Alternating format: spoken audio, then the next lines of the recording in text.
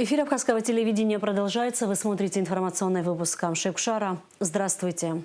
Коротко о главных темах.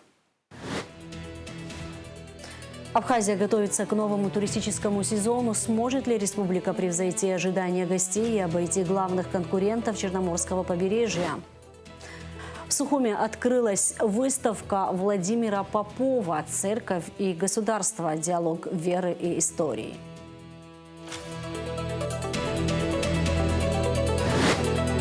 Музей столицы Абхазии представили вечернюю программу для жителей и гостей. Концерты, выставки, викторины. Сухум празднует Ночь в музее.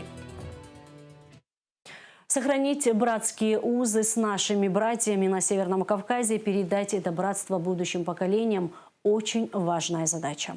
Об этом заявил президент Бадрагунба на встрече с председателем Духовного управления мусульман Карачаево-Черкесской республики муфтием Мухаммед Хаджи Иркеновым. Во встрече принял участие председатель Единого Духовного управления мусульман Абхазии муфти Тимур Дзыба.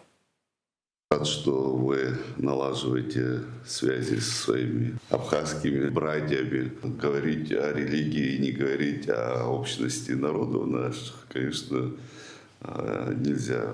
Потому что мы братья по крови, мы народы Кавказа, с большим трепетом относимся друг к другу. Когда нам было тяжело в период Отечественной войны народа Абхазии, наши братья из Карачаева-Черкесии, Кабардино-Балкарии, Осетии, Чечни, Адыгеи, со всех республик Северного Кавказа пришли в поддержку нашего малочисленного народа. Мы этим дорожим, этой памятью, мы дорожим именами героев, которые сложили свои головы за нашу свободу и независимость.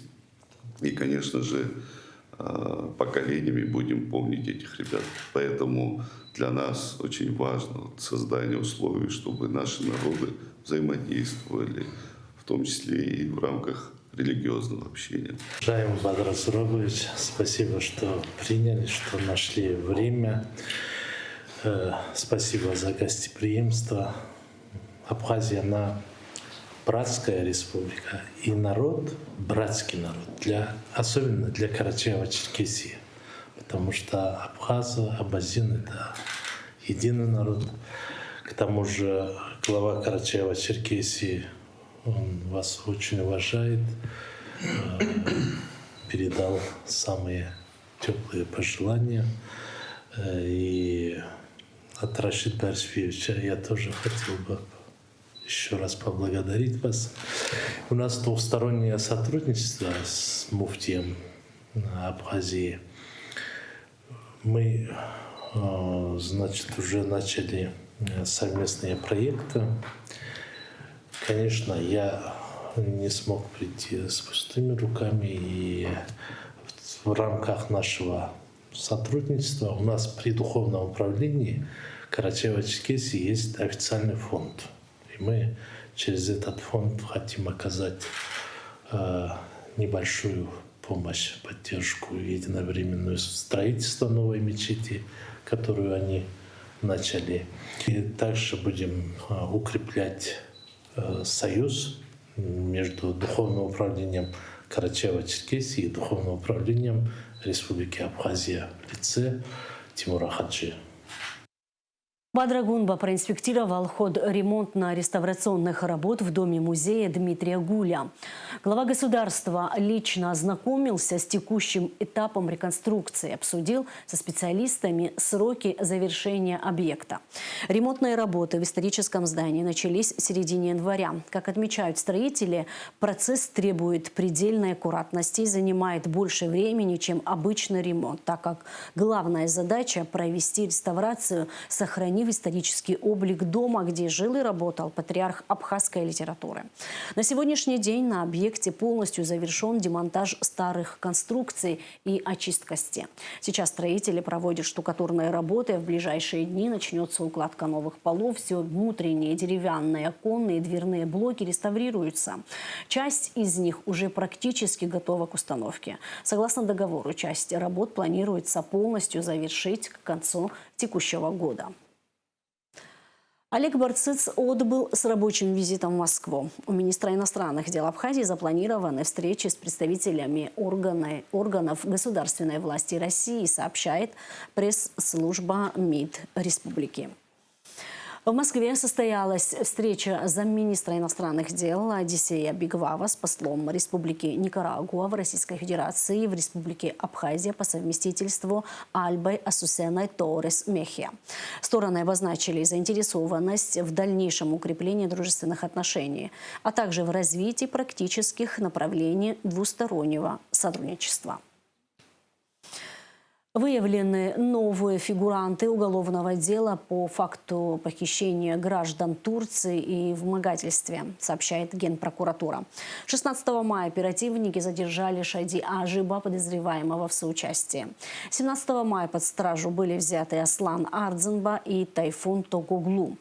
Примечательно, что изначально Токуглу проходил по этому делу как потерпевший, однако следователи доказали его непосредственную причастность к преступлению. В настоящее время МВД и СКБ разыскивают еще 2 установленных участников группировки Гурама и Азамата Ардзенба. Поручения об их задержании уже направлены в оперативные службы. Ранее по подозрению в похищении человека с целью выкупа были задержаны Александр Еремин, Гекхан Челикджан, Тарык Ашуба, Аслан Ардзенба. Бойцы отряда специального назначения Государственной службы охраны отработали операцию по обезвреживанию условных террористов, захвативших объект в труднодоступной местности. Репортаж пресс-службы ГСО.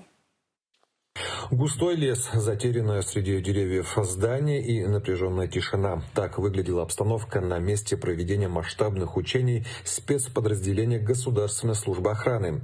Сегодня бойцы отряда специального назначения отработали операцию по обезвреживанию условных террористов, захвативших объект в труднодоступной местности. По легенде учений, группа вооруженных лиц захватила заброшенное здание. В заложниках оказались несколько человек. Подразделение прибыло на место в полной экипировке. Бронежилеты, шлемы с приборами ночного видения, автоматическое оружие, тактические рюкзаки. Каждый шаг просчитывается до мелочей, подчеркнул заместитель начальника ГСО Давид Джинджолия. В реальных условиях ошибка может стоить жизни, поэтому мы моделируем максимально приближенный к реальности сценарий, сказал он. Операция началась с разведки. Дроны с тепловизорами обследовали периметр здания, выявив позиции террористов. После этого снайперы заняли позиции на возвышенностях, обеспечив огневое прикрытие. После завершения операции состоялся подробный разбор действий. Отмечены высокая скорость выполнения задачи и грамотное взаимодействие между группами. Среди недочетов руководитель ГСО Нарсо Гунба выделил небольшой сбой в радиосвязи на начальном этапе. В пятницу утром один из боевых отделов ГСО был поднят по тревоге. Подразделению была поставлена задача на обнаружение, блокирование и обезвреживание условного противника. Подразделение показало высокий уровень слаженности, а также были определены направления для дальнейшего совершенствования. Все эти выводы будут обязательно учтены при планировании следующих учений. Такие учения Государственной службы охраны проводятся регулярно и позволяют спецназовцам поддерживать высочайший уровень готовности к реальным угрозам. Сегодняшний сценарий подтвердил, в случае необходимости отряд готов действовать быстро, решительно и эффективно. По поручению главы государства для бесперебойного проведения весенних работ все районы обеспечены необходимым топливом для сельхозтехники. Это позволит своевременно и в полном объеме подготовить поля к посевной. В этом году по решению руководства страны особое внимание уделяется развитию сельских территорий. Эта инициатива направлена на возрождение наших районов и оказание всесторонней поддержки тем, кто трудится на земле. По всей стране начались весенние полевые работы. По поручению президента и правительства Республики Абхазия, Министерство сельского хозяйства совместно с местными администрациями активно включились в процесс. Наша главная задача – цель максимально продуктивно использовать благоприятные погодные условия. В рамках исполнения поручений главы государства крестьянам оказывается существенная материально-техническая помощь. Для бесперебойного проведения весенних работ государство обеспечивает районы необходимым топливом для сельскохозяйственной техники. Это позволит своевременно и в полном объеме подготовить поля к посевной. Президент лично контролирует ход весенней кампании. Год села – это уникальная возможность для абхазского агропромышленного комплекса выйти на новый, более высокий уровень. На сегодняшний день ряд районов уже получили помощь в виде горюче-смазочных материалов, и их процесс распределения продолжается. Фотовыставка заслуженного работника культуры Абхазии Владимира Попова «Церковь и государство. Диалог веры и истории» открылась в Центральном выставочном зале Сухума.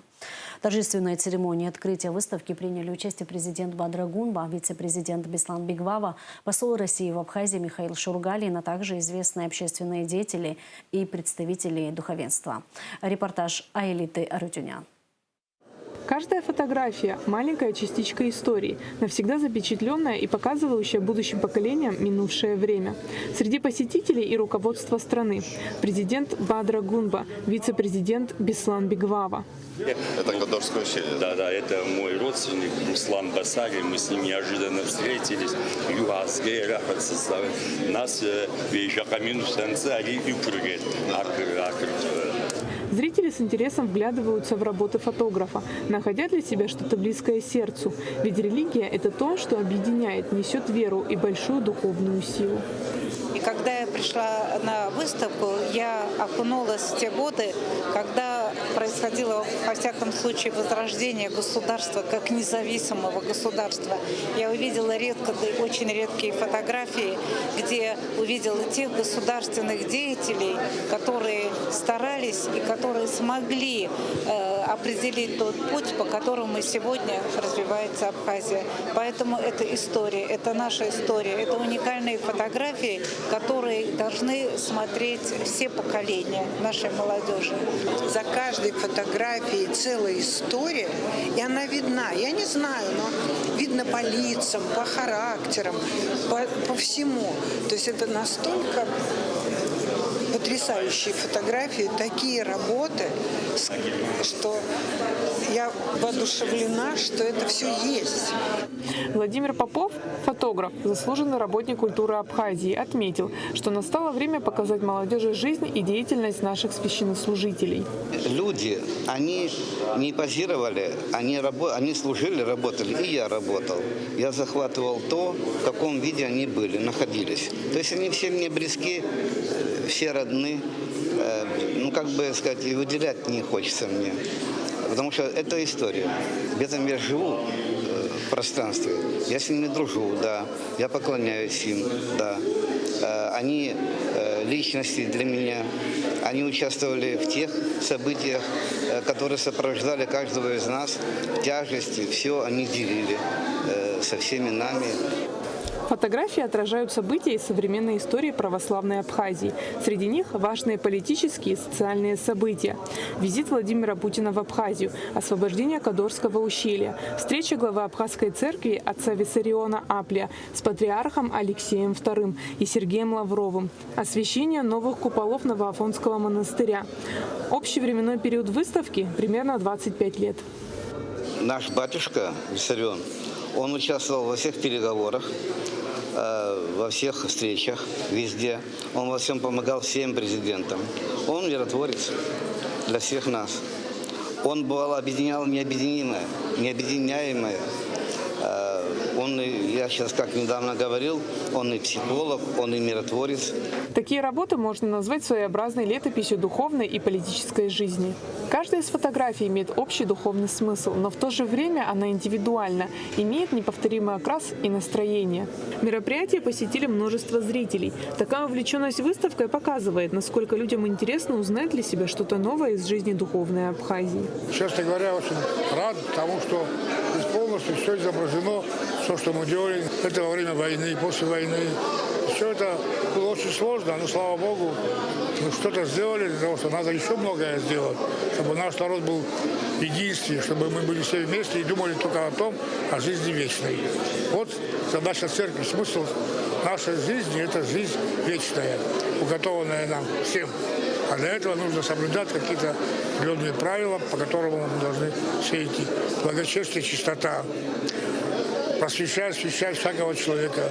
Вот задача церкви православной. И вот здесь наглядно мы видим, церковь это делает. Среди большого количества работ фотографа на выставке представлено около 50. Айлита Арутюнян, Заурлиев, Абхазское телевидение. 5 июня в республике официально откроется купальный сезон, а значит, будет дан старт курортному сезону. Однако, по прогнозам специалистов, начало сезона в этом году немного сдвинется. Шазина Ханагуа продолжит тему. Теплое море, жаркое солнце, сочные фрукты и, конечно, места неземной красоты. Ежегодно тысячи туристов из разных уголков России и других стран выбирают Абхазию для отдыха. Уже через 2 недели здесь официально начнется туристический сезон. Прогнозировать его развитие сложно, учитывая нестабильность текущего времени. Однако министр туризма отмечает, что прогноз остается оптимистичным и ожидается, что нынешний сезон не будет хуже предыдущего. Общаясь в ежедневном режиме с людьми, которые занимаются Абхазией со стороны Российской Федерации и внутри абхазские туристические компании, видя, безусловно, некий спад на майские праздники, да, скажем так, в мае месяце, но все равно прогноз оптимистичный, что наш нынешний сезон не будет хуже предыдущего. Вот то, к чему мы сейчас приходим, общаясь с туроператорами, которые как раз-таки занимаются тем, чтобы привлекать людей в нашу страну. В прошлом году июнь был очень дождливым, что привело к позднему старту туристического сезона. Однако эти потери удалось компенсировать за счет теплого сентября и октября, а гости продолжали приезжать даже в ноябре. В связи с этим планируется и предпринимаются усилия для увеличения продолжительности туристического сезона, рассматривая развитие туризма не только в летние месяцы. Мы вот в январе месяце этого года объявили цифру посетивших Абхазию, общий поток, вместе с однодневным туристом за 12 месяцев. Мы умышленно это сделали, чтобы показать людям, что и осенью, и зимой мы все видели, что у нас были отдыхающие. И пришли мы к цифре общей в 1,8 миллионов туристов.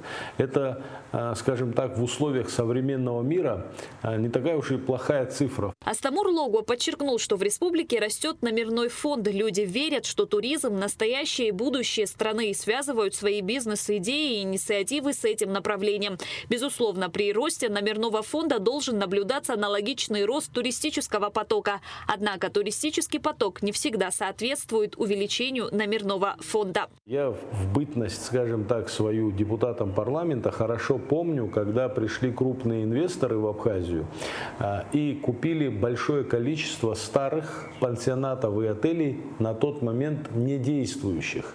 Вот до этого момента весь малый и средний бизнес, это в большинстве своем и сейчас остается, значит, оплотом нашего развития туризма, но на то время они заполнялись очень хорошо. Потом появились большой номерной фонд, ну, например, условно говоря, если у вас небольшой отель в 10-15 номеров, а рядом стоит огромный корпус в 200 номеров, очень сложно вам будет соревноваться в цене, так как у него большой номерной фонд. Это аксиома, скажем так. И тем не менее, мы не должны отказываться как от инвестиций вот в большие современные отели, так и, безусловно, найти надо форму поддержки малого бизнеса в сфере туризма. Астамур Логуа отметил, что республика находится в конкурентной борьбе, и если не повышать уровень сервиса и качество предложения, а также не создавать условия для того, чтобы гости уезжали с теплыми и добрыми эмоциями, трудно будет успешно развиваться в туристической сфере. В Министерстве туризма разрабатываются целые программы, чтобы презентовать и рассказать именно о малом бизнесе. Это их риски, это долги, это кредиты, далеко не дешевые, когда это все строилось. Но сегодня мы с руководством страны много раз это обсуждали, с президентом, с премьер-министром. Сейчас, слава богу, появляются программы. Вот Министерство экономики одна из них по льготному кредитованию для малого бизнеса. Это новая программа абсолютно. Это не связано с российскими банками. Здесь идет речь о субсидии процентной ставки, когда государство, заботясь о малом бизнесе, предлагает ему кредит, где половину практически кредитной ставки процентной платит за тебя государство. Вот до 20 миллионов это как раз тот кредит, который ательер малый может использовать. У нас конкурентная борьба между Краснодарским краем, Грузией и Турцией. В большинстве случаев мы боремся за российского туриста. Астамур Логуа отметил, что эта борьба обостряется, когда у российского туриста могут быть сложные времена. 1 800 000 туристов 2025 года, то из них, вот мы делим, да, там есть большой процент однодневного туриста, есть туристы, которые приехали в Абхазию отдохнуть через туроператоров, а есть, которые забронировали через агрегаторы, а есть, кто просто к друзьям едет, никого нигде не бронируя. Да, вот возьмем цифру 700 000 человек, это люди, которые приехали через туроператоров. Я вижу вопрос этих скидок или так называемого демпинга, это апрель, май, ну и начало июня какое-то. Но не дальше. И в прошлом году то же самое было. Я хорошо помню, что с 10 июня прошлого года цены стали повышаться, и стали они рыночными, как и везде. Это первое. Второе. А мы же должны понимать, что есть понятие мультипликативного эффекта. В конце концов, когда в апреле месяце в Абхазии есть турист, безусловно, он, может, живет за какую-то смешную сумму в отеле, но этот турист выбирает экскурсию, он едет в разные уголки нашей страны, он покупает какой-то сувенир, идет в кафе, тратит где-то эти деньги. И не надо людей очень многим, ну, вот знаете, выражения такие оскорбительного характера, для чего нам такой турист. Еще раз повторюсь, мы рады любому гостю в стране, да, и сумма скидки на отель абсолютно точно никак не может формировать образ этого туриста. География полетов расширяется, прямые авиасообщения всегда стимулируют и увеличивают туристический поток. Это очень важно, отметил министр туризма. По мнению Астамура Логуа, сейчас популярны горно-пешеходные маршруты. Такой запрос есть у гостей. Подготовлено дополнительное количество инструкторов для организации работы. Новые направления, каньонинг, походы, термальные источники пользуются спросом. Также ставится вопрос по благоустройству Атапской пещеры. Шазина Ханагу, Асмат Гуня, Джамбул Чхапеля, Абхазское телевидение.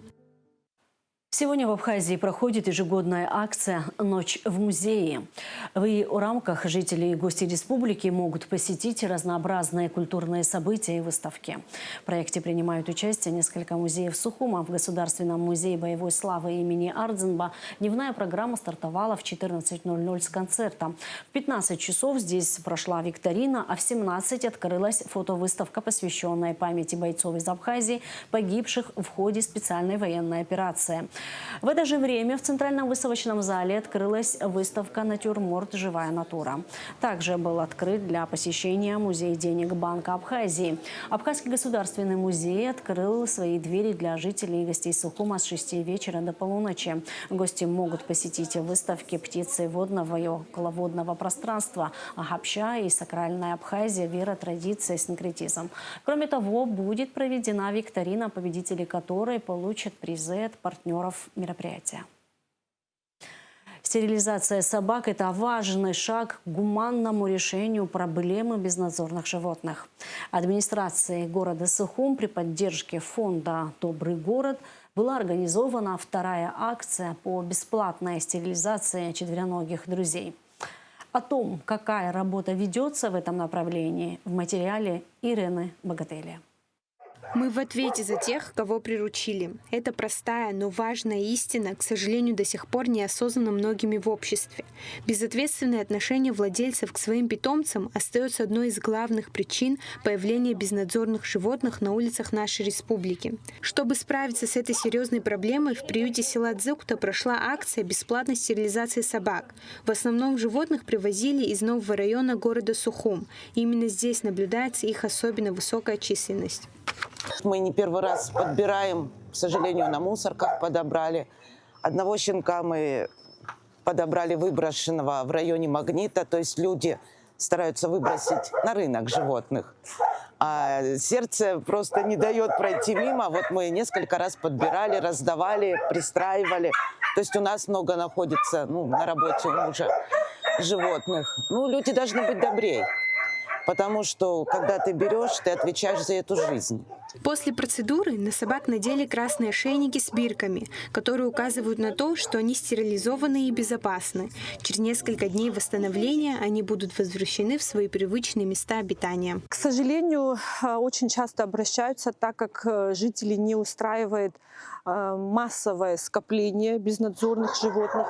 Но на этот счет тоже мы можем дать этому объяснение, так как, к большому сожалению, очень много безответственных хозяевов, которые просто выкидывают своих животных на улицу или не контролируют выгул своих собак. Согласно плану мероприятий, это уже вторая акция бесплатной стерилизации, проводимая при поддержке администрации города Сухум. Подобные инициативы являются единственным гуманным способом сокращения численности безнадзорных животных. Неоценимый вклад также вносит фонд «Добрый город». На стерилизацию записаны как безнадзорные, так и домашние животные. К сожалению, данная процедура в клиниках нашего города очень дорогостоящая. И для того, чтобы помочь нашим гражданам справиться с нежелательным потомством, именно поэтому данная процедура совершенно бесплатна абсолютно для всех, как для волонтеров, так и для домашних животных. От лица фонда «Добрый город» хочу поблагодарить администрацию города в Сухум в лице нашего мэра Агрба Тимура Михайловича, ему благоустройство, который на протяжении более 2 лет содействует в реализации данной программы, и каждую стерилизацию находятся вместе с волонтерами, поддерживают, транспортируют наших животных и помогают в их отлове. Важно отметить, что успех данной акции невозможен без самоотверженной работы волонтеров и неравнодушных жителей, которые не проходят мимо и готовы помочь. Вместе мы можем создать более безопасную среду для себя и наших четвероногих друзей. Ирина Богателя, Асмат Гуня, Константин Парулуа, Абхазское телевидение. И в конце выпуска информация о погоде. Во вторник, 19 мая, в Абхазии ожидается облачная погода, дождь, гроза, туман. Температура воздуха ночью плюс 7-12, днем плюс 11-16 градусов. Температура морской воды плюс 15.